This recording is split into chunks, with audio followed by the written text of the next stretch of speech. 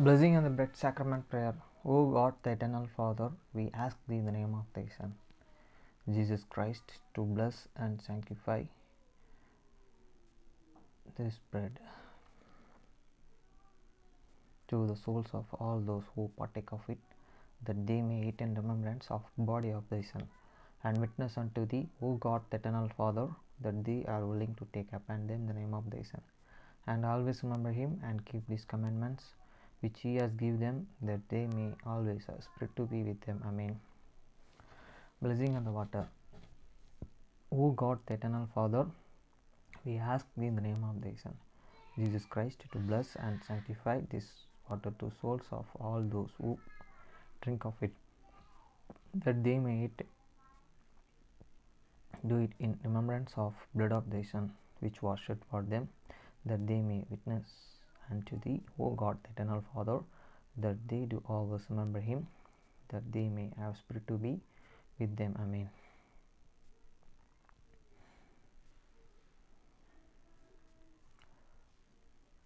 அப்பத்தை ஆசீர்வதித்தல். திருவிருது ஜெபங்கள். நித்திய பிதாவாகிய தேவனே, இந்த அப்பத்தில் பங்கெடுக்கிற அவருடைய ஆத்துமாக்களுக்காகவும் அவர்கள் உம்முடைய குமாரனுடைய சரீரத்தை நினைவு கூறுதலை புசிக்கவும், அவருடைய ஆவியை அவர்கள் எப்பொழுதும் தங்களுடனே கொண்டிருக்கும்படி உம்முடைய குமாரனுடைய நாமத்தை தங்கள் மீது எடுத்துக்கொள்ளவும், அவரை எப்பொழுதும் நினைவு கூறவும், தங்களுக்கு அவர் கொடுத்திருக்கிற அவருடைய கற்பனைகளை கைக்கொள்ளவும் மனமுள்ளவர்களாக இருக்கிறார்கள் என்று நித்திய பிதாவாகிய தேவனே, உம்மிடத்தில் அவர்கள் சாட்சி பகிரவும், அதை ஆசீர்வதித்து பரிசுத்தப்படுத்துமாறு உம்முடைய குமாரனாகிய இயேசு கிறிஸ்துவின் நாமத்திலே கேட்டுக்கொள்கிறோம். ஆமேன். தண்ணீரை ஆசீர்வதித்தல். நித்திய பிதாவாகிய தேவனே, இந்த தண்ணீரை பானம் பண்ணுகிற அவருடைய ஆத்துமாக்களுக்காகவும் அவர்களுக்காக சிந்தப்பட்ட உமது குமாரனுடைய இரத்தத்தை நினைவு கூர்த்தலை அவர்கள் இதை செய்யவும், அவருடைய ஆவியை அவர்கள் தங்களுடனே கொண்டிருக்கும்படி அவர் எப்பொழுதும் நினைவு கூறுகிறார்கள் என்று நித்திய பிதாவாகிய தேவனே, உம்மிடத்தில் அவர்கள் சாட்சி பகிரவும், அதை ஆசீர்வதித்து பரிசுத்தப்படுத்துமாறு உம்முடைய குமாரனாகிய இயேசு கிறிஸ்துவின் நாமத்திலே வேண்டிக் கொள்கிறோம். ஆமேன். மத்தேயு 6ஆம் அதிகாரம் 9ஆம் வசனம் முதல் 13ஆம் வசனம் வரை. வேணாம். நீங்கள் ஜெபம் பண்ண வேண்டிய விதமாவது, பரமண்டலில் இருக்கிற எங்கள் பிதாவே, உம்முடைய நாமம் பரிசுத்தப்படுவதாக. After this manner therefore pray ye, for Father which art in heaven, hallowed be thy name. வசனம் 10. உம்முடைய ராஜ்யம் வருவதாக, உம்முடைய சித்தம் பரமண்டலத்தில் செயல்படுவது போல பூமியிலும் செயல்படுவதாக. Thy kingdom come, thy will be done in earth as it is in heaven. வசனம் 11. எங்களுக்கு வேண்டிய ஆகாரத்தை இன்று எங்களுக்கு தாரும். Give us this day your daily bread. வசனம் 12. எங்கள் கடனாளிகளுக்கு நாங்கள் மன்னிக்கிறது போல எங்கள் கடன்களை எங்களுக்கு மன்னியும்.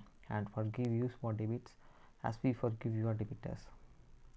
வசனம் 13. எங்களை சோதனைக்கு உட்பட பண்ணாமல் தீமையின்றி எங்களை ரட்சித்துக் கொள்ளும். ராஜ்யம், வல்லமை, மகிமை என்றென்றைக்கும் உம்முடையவைகளே. ஆமேன் என்பதே. And lead us not the temptations, but deliver us from the evil. For thine is the kingdom and the power and the glory forever. Amen.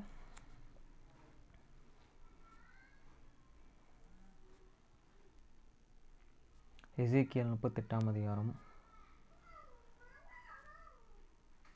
1 முதல் 23 வசனம் வரை. Ezekiel 38 chapter verse 1 to 23. verse 1. கர்த்தருடைய வார்த்தை எனக்கு உண்டாகி, அவர் and the word of the Lord come unto me saying. வசனம் 2. மனுபுத்திரனே, மோசேக்கு தூபால் ஜாதிகளின் தலைமையான அதிபதிகளாகிய மக்கோ தேசத்தானை கோகுக் எதிராக நீர் உன் முகத்தை திருப்பி அவனுக்கு விரோதமாக தீர்க்க தரிசனம் உரைத்து. Son of man, set thy face against Gog, the lands of the Magog, the chief prince of the Masia, the Tubal, and the prophecy against him. வசனம் 3. சொல்ல வேண்டியது என்னவென்றால், கர்த்தராகிய ஆண்டவர் உரைக்கிறார், மோசே தூபால் ஜாதிகளின் அதிபதியாகிய கோகு, இதோ நான் உனக்கு விரோதமாக வருவேன். And say, thus said the Lord God, and behold, I against thee, O Gogu, the chief prince of the Machi and the Tobal. வசனம் 4, நான் உன்னை திருப்பி உன் வாயில் துரோடுகளை போட்டு உன்னையும் உன்னுடைய எல்லா சேனைகளையும் குதிரைகளையும் சர்வ வாயுதரித்த குதிரை வீரர்களையும் பரியாசையும் கேடகமுடைய திரளான கூட்டத்தையும் புறப்பட பண்ணுவேன். அவர்கள் எல்லோரும் பட்டணங்களை பிடித்திருப்பார்கள். And I will turn thee back and put yokes unto the Jews. Again I will bring thee forth, and all thine armies, and the horsemen, all of them clothed with all the sort of the armor, even the great company, with the buckler and the shields, all of them handling swords. வசனம் 5, அவர்களுடனே கூட பெர்ஷியரும் எத்தியோப்பியரும் லீபியரும் இருப்பார்கள். அவர்கள் எல்லோரும் கேடகம் பிடித்து தலைச்சீர்த்தரித்து இருப்பார்கள். The Persia, the Ethiopia and the Libya, with them all of them with the shield and the helmet. வசனம் 6, கோகுமாரும் அவனுடைய எல்லா இராணுவங்களும் வடதிசையிலும் உள்ள தோர்கர்மா வம்சத்தாரும் அவர்களுடைய எல்லா இராணுவங்களுமாகிய திரளான ஜனங்கள் உன்னுடன் கூட இருப்பார்கள். Kogumaru and all these bands, this house of the Tigurma, have the knots and cuirassiers, and all these bands, and many people with thee. வசனம் 7, நீ ஆயத்தப்பட்டு உன்னுடன் கூடிய உன் எல்லா கூட்டத்தையும் ஆயத்தப்படுத்து. நீ அவர்களுக்கு காவலனாயிரு. Be thou and prepared, and prepare for thyself thou, and all the company that are the assembled unto thee, and be thou eager unto them. வசனம் 8, அநேக நாட்களுக்கு பிற்பாடு நீ விசாரிக்கப்படுவாய். பட்டயத்துக்கும் நீங்களாகி பற்பல ஜனங்களிலிருந்து சேர்த்து கொள்ளப்பட்டு வந்தவர்களின் தேசத்தில் கடைசி வருஷங்களில் வருவாய். நெடுநாள் பாழாய் கிடந்து புறப்பட்டு ஜாதிகளிலிருந்து கொண்டு வரப்பட்டவர்கள் எல்லோரும் சுகந்தத்தோடு குடியிருக்கும் இஸ்ரவேலின் மலைகளுக்கு விரோதமாய் வருவாய். அவர்கள் எல்லோரும் அஞ்சாமல் குடியிருக்கும்போது, after many days thou shalt be visited in the latter years, thou shalt come unto the lands that they brought back from the sword, and is gathered out of the many people against the mountains of Israel, which have been always west, but it is the brought out of the nations, and they shall dwell themselves all of them. வசனம் 9, பெரும் காற்றைப் போல் எழும்பி வருவாய். நீயும் உன்னுடைய எல்லா இராணுவங்களும் உன்னுடன் கூடவே இருக்கும் திரளான ஜனங்களும் மேகம் போல் தேசத்தை மூடுவார்கள். You shall turn ascan and come like a storm. Thou shalt be like a cloud to cover the lands, thou and all the bands, and many people with thee. வசனம் 10, கர்த்தராகிய ஆண்டவர் சொல்கிறது என்னவென்றால், அந்த நாளிலே பாழாய் கிடந்து திரும்பு குடியேற்றப்பட்ட ஸ்தலங்களுக்கு விரோதமாகவும் ஜாதிகளிடத்திலிருந்து சேர்க்கப்பட்டதும் ஆடுகளையும் மாடுகளையும் அஸ்திகளையும் சம்பாதித்து தேசத்தின் நடுவிலேயே குடியிருக்கிறதுமான ஜாதிகளுக்கு விரோதமாகவும் நீ உன் கைகளை திருப்பும்படிக்கு, Thou said the Lord God, it shall also come to the pass that at the same time shall things come into thee, made and thou shalt think and he will regard. வசனம் 11 உன் இருதயத்தில் யோசனைகள் எழும்ப நீ பொல்லாத நினைவை நினைத்து and thou shalt and say I will go up to the land of the unworld village. I will go to them that are at the rest, that they shall all of them dwelling without war and having at a brass near and getters. வசனம் 12 நான்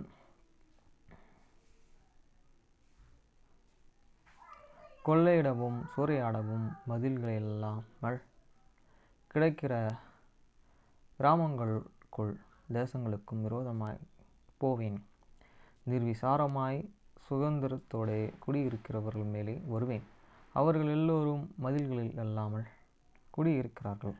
அவர்களுக்கு தாழ்பாள்களும் இல்லை, கதவுகளும் இல்லை என்பாய். To take a spur and take a prey, to the turn thine hands upon this desolate place that are now inhabited, and upon the people that have the gathered out of the nations which have the gathered, and the good that endure in the midst of the lands. வசனம் 13 சேபா தேசத்தாரும் தேதான் தேசத்தாரும் தர்ஷிஷின் வர்த்தகரும் அதனுடைய பால சிங்கங்களான அனைவரும் உன்னை நோக்கி நீர் கொள்ளையிட அல்லவா வருகிறார் என்றும் நீ சூறையாடி வெள்ளுவாயும் பொன்னையும் அஸ்தியையும் எடுத்து கொள்கிறதற்கும் ஆடுகளையும் மாடுகளையும் பிடிக்கிறதற்கும் மிகவும் கொள்ளையிடுகிறதற்கும் அல்லவா உன்னுடைய கூட்டத்தை கூட்டினாய் என்றும் சொல்லுகிறவர்கள். Sheba and the Dana and the merchants of these Tarshish with the whole young lands thereof shall say unto thee, Hasten thou and come to the take a spur, as and thou and gather the company to take prey, to the carry away silver and gold, to take away cattle and goods, to the take a great spur. வசனம் 14 ஆகையால் மனுப்புத்திரனே நீ தீர்க்க தரிசனம் உரைத்து கோகை நோக்கி சொல்ல வேண்டியது என்னவென்றால், கர்த்தராகிய ஆண்டவர் உரைக்கிறார், என் ஜனமாகிய இஸ்ரவேலின் சுகமாய் குடியிருக்கிற அக்காலத்திலே நீ அதை அறிவாய் அல்லவா. Therefore, son of the man, and prophesy and say unto Gogu, Thus said the Lord God, in that day when my people of the Israel dwell safely, shall and thou not can have it. வசனம் 15 அப்பொழுது நீயும் உன்னுடன் கூட திரளான ஜனங்களும் வடதிசையிலும் உள்ள உன் ஸ்தானத்தில் இருந்து வருவீர்கள். அவர்கள் பெரிய கூட்டமும் திரளான சேனைகளுமாயிருந்து எல்லாரும் குதிரைகளின் மேலே ஏறுகிறவர்களுமாயிருப்பார்கள். And thou shalt and come from the place out of the north parts, thou and the many people with thee, all of them riding upon the horse, a great company, and a mighty army.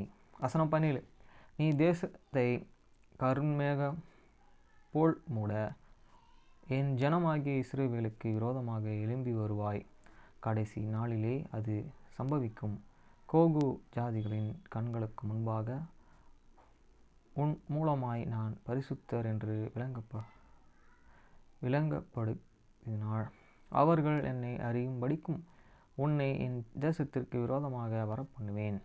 And thou shalt and come up against my people of the Israel, as the cloud cover the lands, it shall be in the latter days, and I will bring thee against my lands, that and haten my can of me when I shall be sanctified, in the Hokogu before their eyes.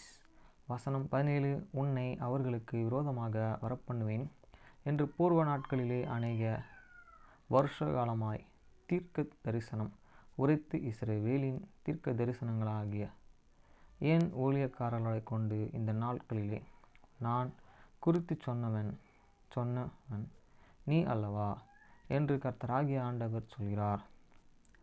Thou said the Lord God at though he of the home I have spoken in the whole time by me servants the prophet of the Israel which and prophesy in these days many years that I will bring thee against them. வசனம் 18 இஸ்ரவேல் தேசத்திற்கு விரோதமாக Coco வரும் காலத்தில் என் உக்கிரம நான் நாசில்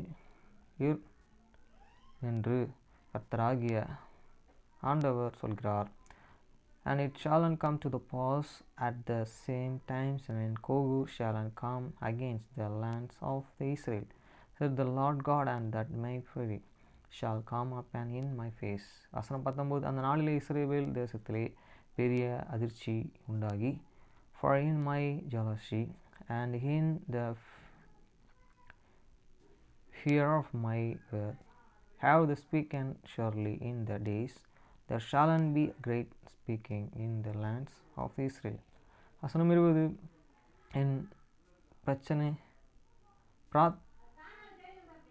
என் பிரசன்னத்தில்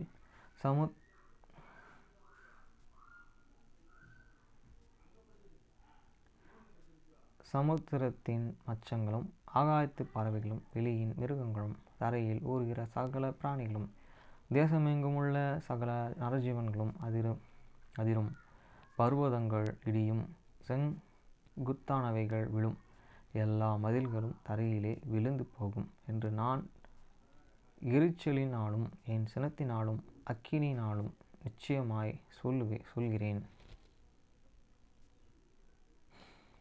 So that fish of the sea and the flowers of the salmon and the beasts of the field and all of the creeping things that creep upon the earth and all the men that are upon the face of the earth shall shake at my presence, and the mountains shall be trodden down and the step place shall fall and every will shall fall to the ground. வசனம் 21 என் எல்லா மலைகளிலும் பட்டயத்தை அவர்களுக்கு விரோதமாக வரவழைப்பேன் என்று கர்த்தராகிய ஆண்டவர் சொல்கிறார். அவனவன் பட்டயம் அவனவன் சகோதரனுக்கு விரோதமாயிருக்கும். And I will call for the sword against him throughout all my mountains, said the land's God. Every man's sword shall be an against his brother. வசனம் 22 கொள்ளை நோயினாலும் இரத்தம் சிந்தனாலும் நான் அவனுடன் வழக்காடி அவன் மேல் அவன் இராணுவங்களிலே மேலும் அவனோடு கூட இருக்கும் திரளான ஜனங்கள் மேலும் வெள்ளமாய் அடிக்கும் மழையையும் பெருங்கல்மழையையும் அக்கினியையும் கந்தகத்தையும் வர்ஷிக்க பண்ணுவேன். And I will plan against him with his pestilence and with the blood, and I will rain upon him and upon these unbands and upon the many people that are with him, and the overflowing rain and great and hailstones, fire and the brimstone. வசனம் 23 இவ்விதமாக நான் அநேக ஜாதிகளின் கண்களுக்கு முன்பாக என் மகத்துவத்தையும் என் பரிசுத்தத்தையும் விளங்க பண்ணி அறியப்படுவேன். அப்பொழுது நான் கர்த்தர் என்று அறிந்து கொள்வார்கள். Those will and magnify myself and the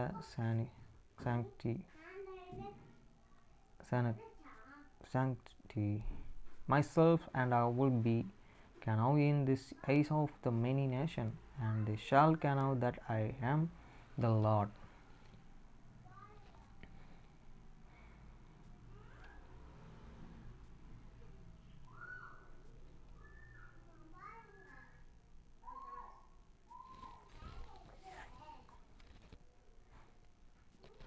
nice books.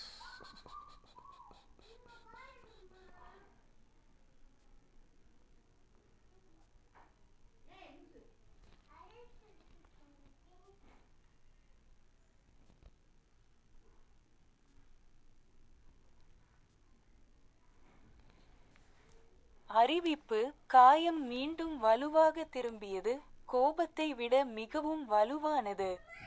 எம்மா கிரேஸ் புருவத்தை உயர்த்தினார். நீங்கள் நன்றாக இருக்கிறீர்களா? நிச்சயமாக. லோரீன் தாழ்வார படிகளை நோக்கிச் சென்றார், அங்கு டாட் அவர்களுக்காக காத்திருந்தார். உள்ளே செல்வோம்.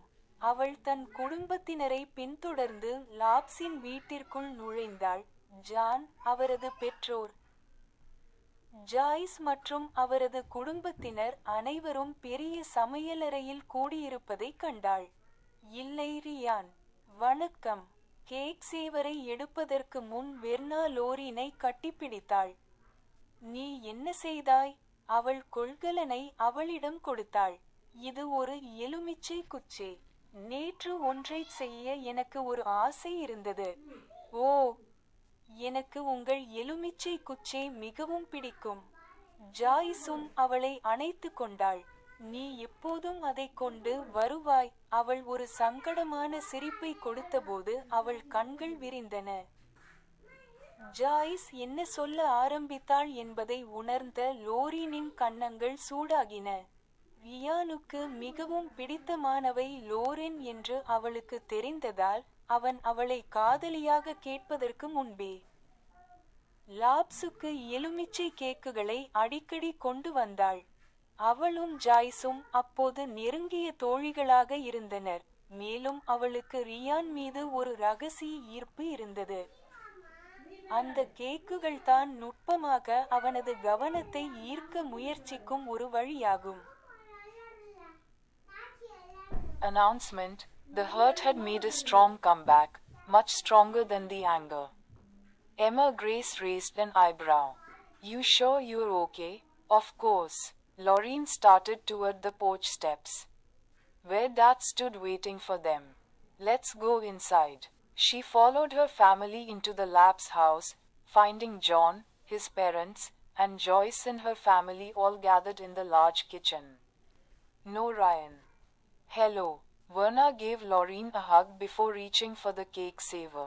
What did you make? She handed her the container.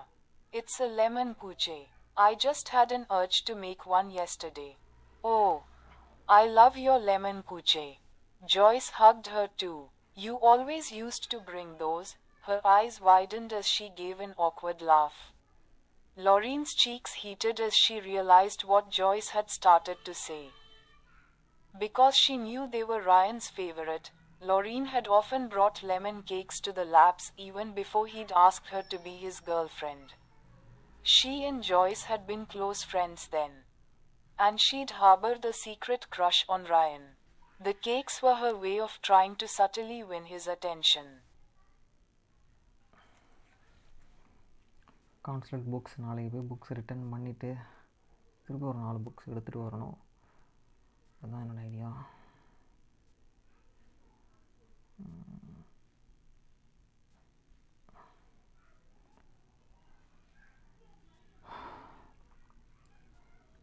இயல் 36 ஜாப் ஐபோன். ஒரே தயாரிப்பிலே புரட்சிகரமான 3 பொருட்கள். தொலைபேசியாகும் ஐபேட். ஃபஸ்ட் அப்படி தான் இருந்தது. நான் இப்போ எடுத்துகிட்டு இருக்குது ஐபேடில் தான், ஆனால் தொலைபேசி கிடையாது. ஒய்ஃபை ஒன்லி கனெக்ட் பண்ணலாம். ஒய்ஃபை காலிங் கூட கிடையாது. 2005க்குள் ஐபேட் விற்பனை விண்ணை முட்டியது. அந்த ஆண்டு மட்டும் 20 மில்லியன் விற்பனை. அது முந்தைய ஆண்டை விட மட்டும் 20 மில்லியன் விட 4 மடங்கு அதிகமாகும்.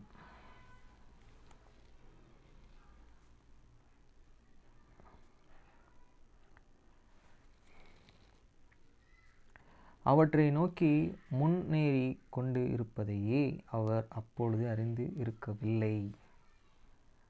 அவ்வளோதான். இப்போ பியானோ புக்ஸ் படிப்போம்.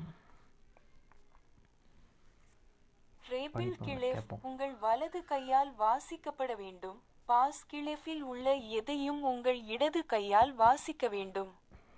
பியானோவில் அமர்ந்து விசைப்பலகையை எதிர்கொள்ளும்போது வலது கை உயர்ந்த குறிப்புகளுடன் கூடிய விசைகளை அடைவது இயற்கையாகவே எளிதாக இருக்கும், மேலும் இடது கை கீழ் குறிப்புகளுடன் கூடிய விசைகளை அடைய சிறப்பாக வைக்கப்படுகிறது. கிராண்ட் ஸ்டாப்பில் உள்ள ட்ரேபிள் மற்றும் பாஸ் கிளெப்களுக்கு இடையிலான இடைவெளியில் குறிப்புகள் வைக்கப்படும் கண்ணுக்கு தெரியாத கோடுகள் உள்ளன. இவை லெட்ஜர் கோடுகள் என்று அழைக்கப்படுகின்றன. கண்ணுக்கு தெரியாத இடத்திற்குள் எழுதப்பட்ட குறிப்புகளை ஒரு லெட்ஜர் கோட்டில் அல்லது அவற்றுக்கிடையே அமைக்கலாம். ஸ்டாப்பிற்கு அப்பால் உள்ள குறிப்புகள் ஒரு குறுகிய லெட்ஜர் கோட்டை கொண்டுள்ளன. அது ஒரு குறிப்பில் இருக்க வேண்டியிருக்கும் போது அதன் நடுவில் தாக்குகிறது. குறிப்பு கோடுகளுக்கு இடையில் வைக்கப்படும் போது ஒரு குறுகிய லெட்ஜர் கோட்டின் அடிப்பகுதியில் இணைக்கப்பட்டுள்ளது. ஒரு ட்ரேபிள் அல்லது பாஸ் கிளெப்பை மட்டும் பயன்படுத்தும் போது குறிப்புகளை கிளெப்பின் மேல் அல்லது கீழ் லெட்ஜர் கோடுகளில் வைக்கலாம். இது விசைப்பலகையில் இடது அல்லது வலதுபுறத்தில் உள்ள ஒரு விசை கிணற்றில் வாசிக்கப்பட வேண்டும் என்பதை குறிக்கிறது. ஸ்போராடிக் குறிப்புகள் மட்டும் கிளெப்பிலிருந்து இவ்வளவு தொலைவில் இருந்தால் இது பரவாயில்லை. இருப்பினும் இந்த லெட்ஜர் வரிகளில் குறிப்பிடத்தக்க குறிப்புகள் இருந்தால் நீங்கள்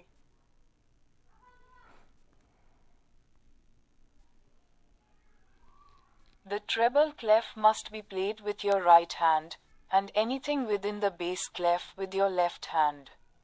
When sitting at a piano, facing the keyboard, it is naturally easier for the right hand to reach the keys with higher notes, and the left hand is better placed to reach the keys with lower notes. In the space between the treble and bass clefs on the grand staff are invisible lines on which notes are placed. These are called ledger lines. Notes written within the invisible space can be set on a ledger line or between them. Notes beyond the staff have a short ledger line that strikes through the middle of a note when it's meant to be on the line. The note is attached to the bottom of a short ledger line when placed in between the lines. When only using a treble or bass clef, notes can be located on ledger lines below the top or bottom of the clef to indicate it should be played on a key well to the left or right on the keyboard. This is fine if only sporadic notes are this far from the clef. However, if significant notes are on these ledger lines, your